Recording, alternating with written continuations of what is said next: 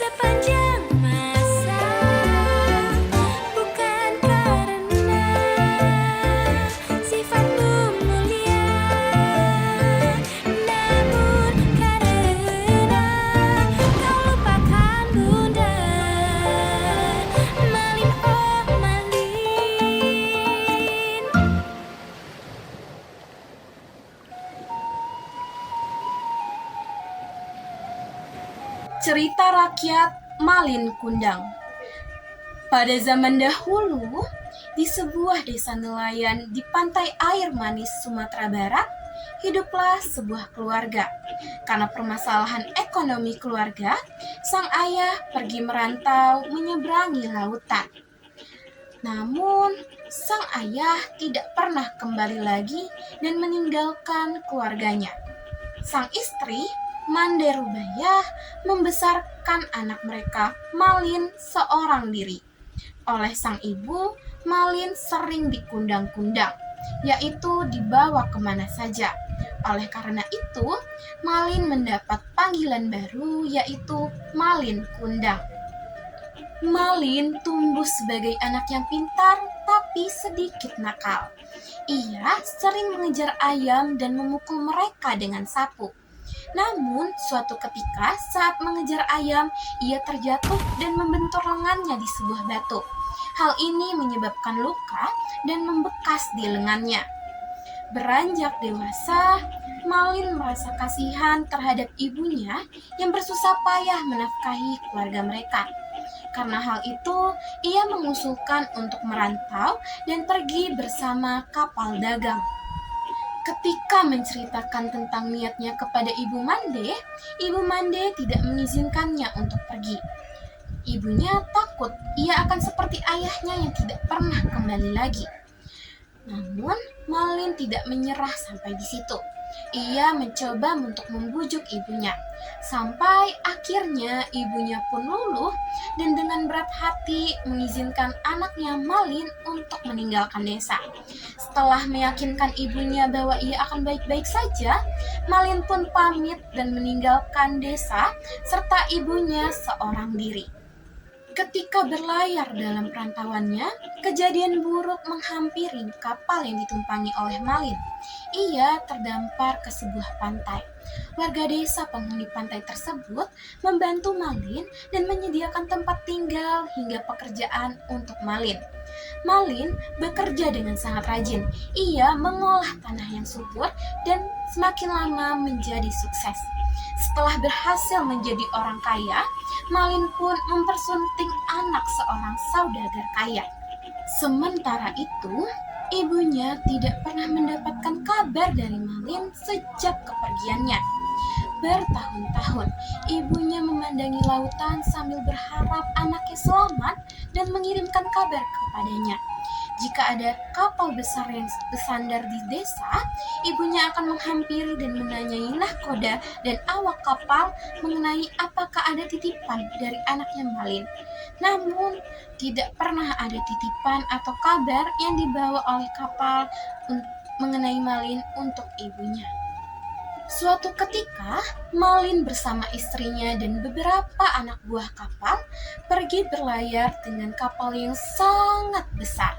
Setelah berlayar beberapa saat, mereka pun berlabuh ke sebuah pulau. Tanpa disadari, pulau tersebut adalah kampung halaman Malin. Melihat kapal yang sangat besar, warga desa termasuk ibunya beramai-ramai pergi ke pantai.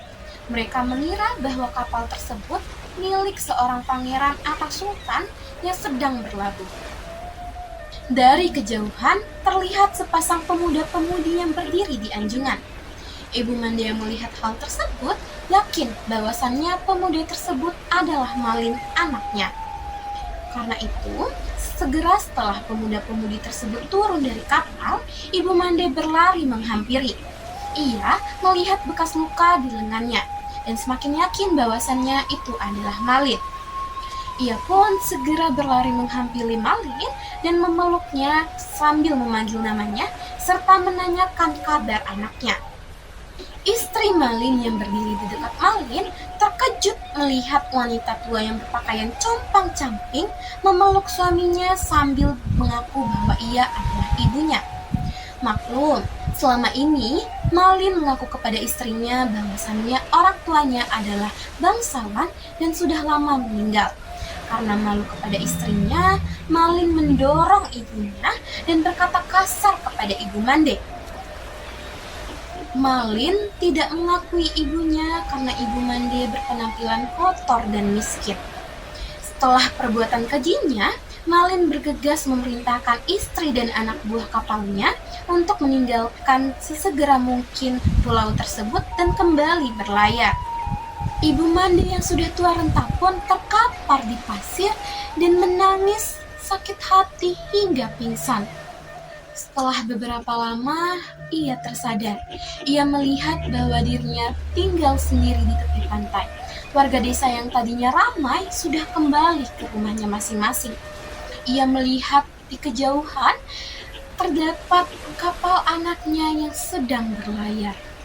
Melihat hal itu, sambil menangis, Ibu Mande berlutut dan mengangkat kedua tangannya untuk berdoa kepada Tuhan. Ia berdoa, jika pemuda tadi memang bukan anaknya, maka Ibu Mande memaafkan perbuatannya. Tetapi, jika pemuda itu benar adalah Malin, maka Ibu Mande mengutuknya menjadi sebuah batu. Setelah Ibu Malin berdoa, langit yang tadinya cerah berubah gelap. Hujan dan badai pun muncul. Kapal Malin yang tadinya sedang berlayar hancur berkeping-keping karena disambar petir. Keesokan harinya, setelah badai mereda, puing-puing kapal berubah menjadi bongkahan-bongkahan batu dan terdampar di suatu pulau. Di antara bongkahan, ada satu bongkahan batu yang terlihat seperti manusia yang sedang berlutut. Dan bongkahan tersebut dikelilingi oleh ikan-ikan yang berenang di sekitarnya. Sejak saat itu, masyarakat setempat percaya bahwa batu itu adalah tubuh Malin Kundang yang dikutuk menjadi batu karena durhaka kepada ibunya. Sedangkan ikan-ikan yang berenang adalah istrinya yang berusaha untuk mencari suaminya.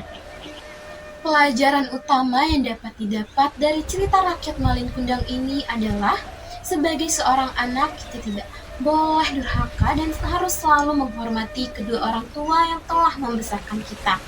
Dan juga kita harus tetap selalu rendah hati dan tidak sombong di balik semua kesuksesan yang telah berhasil kita raih.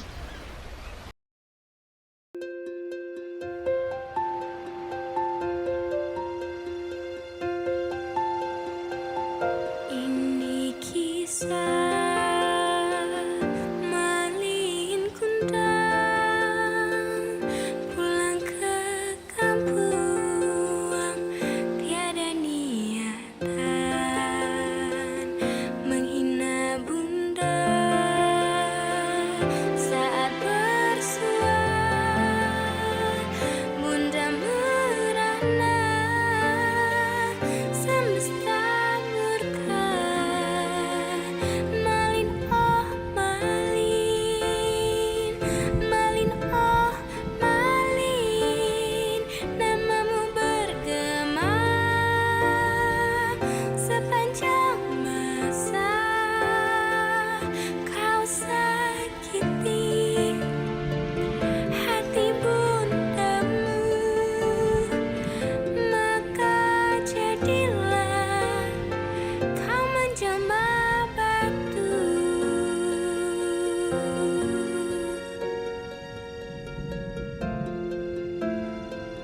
Malin oh Malin.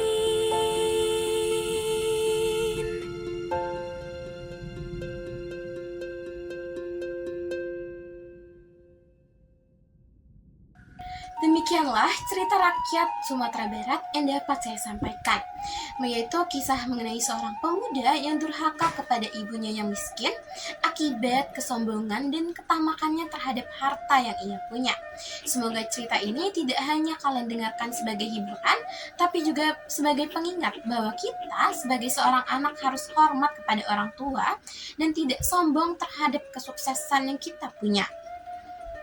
Setelah kita memahami isi cerita, kita dapat mempelajari mengenai pemahaman nilai-nilai kehidupan.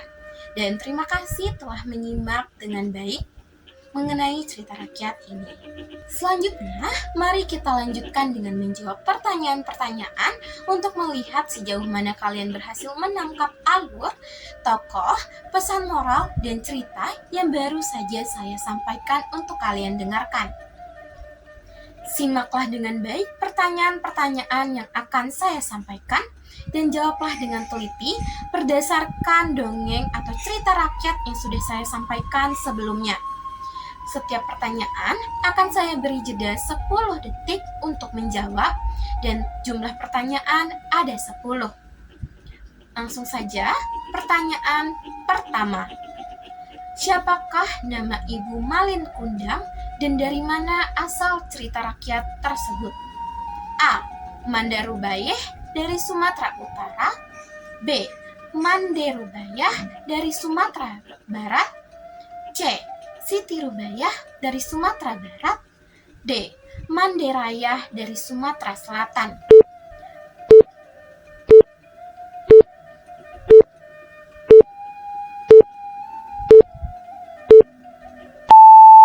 Pertanyaan kedua. Mengapa Malin Kundang kecil terjatuh hingga tangannya terluka karena batu? A. Karena menyiram tanaman. B. Karena menyapu halaman. C. Karena mengejar ayam. D. Karena berkelahi.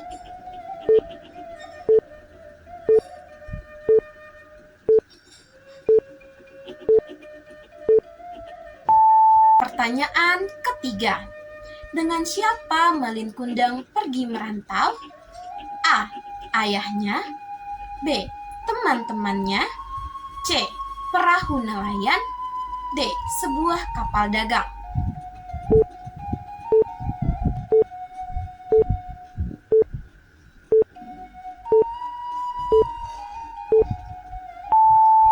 Pertanyaan keempat. Setelah menjadi kaya, Malin Kundang menikahi siapa? A. Anak terlantar. B. Anak warga desa. C. Anak saudagar kaya. D. Anak teman ayahnya.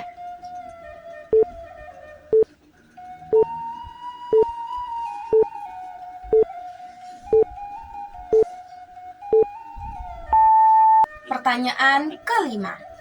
Selama bertahun-tahun Malin Kundang pergi, apa yang sering dipandangi Ibu Mande? A. Laut. B. Warga desa. C. Desa. Dan D. Nahkoda.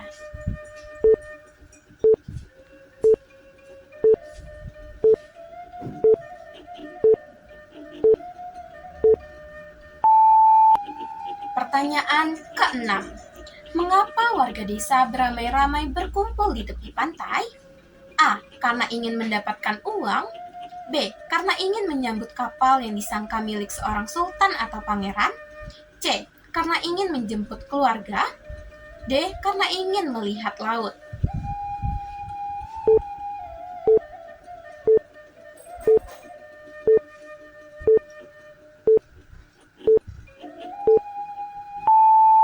Pertanyaan ketujuh.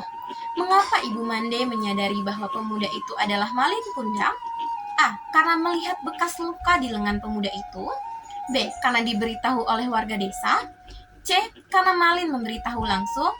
D. Karena bertanya kepada istri Malin.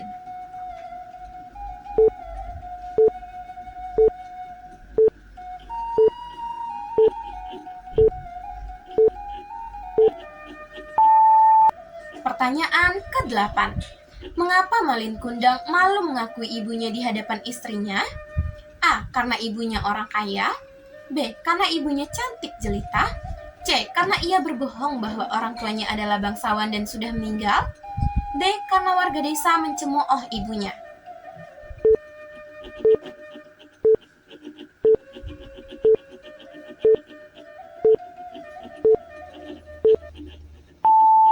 Pertanyaan ke-9. Mengapa akhirnya Malin Kundang dikutuk menjadi batu? A. Karena melarikan diri dengan istrinya. B. Karena durhaka kepada ibunya. C. Karena terjatuh dari kapal. D. Karena warga mengutuknya.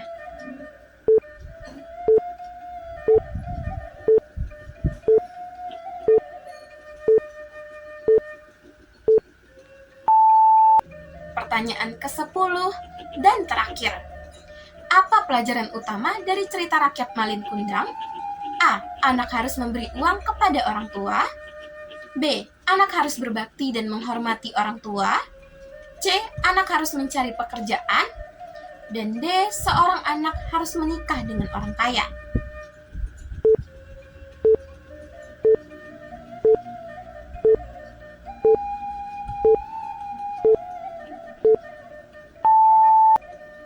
Itu adalah pertanyaan-pertanyaan yang dapat saya sampaikan melalui latihan menyimak pada cerita rakyat Malin Kundang kali ini. Jawablah pertanyaan-pertanyaan tersebut dengan benar. Sekarang sampailah kita di akhir video. Sampai jumpa di cerita-cerita berikutnya. Teruslah untuk membuka telinga dan hati untuk terus mendengarkan pelajaran berharga dalam sebuah cerita. Tadi kalian telah menjawab beberapa soal tentang kisah Malin Kundang untuk melatih kelitian memahami alur, tokoh, dan pesan moral. Semoga latihan ini membuat kalian semakin cermat dan mampu menangkap makna di balik sebuah cerita, baik itu dongeng atau cerita rakyat. Tetaplah menjadi pelajar bijaksana yang tidak hanya mengetahui cerita, tetapi juga memahami hikmah di dalamnya. Sekian dari saya, sampai jumpa di kisah berikutnya. Wassalamualaikum warahmatullahi wabarakatuh.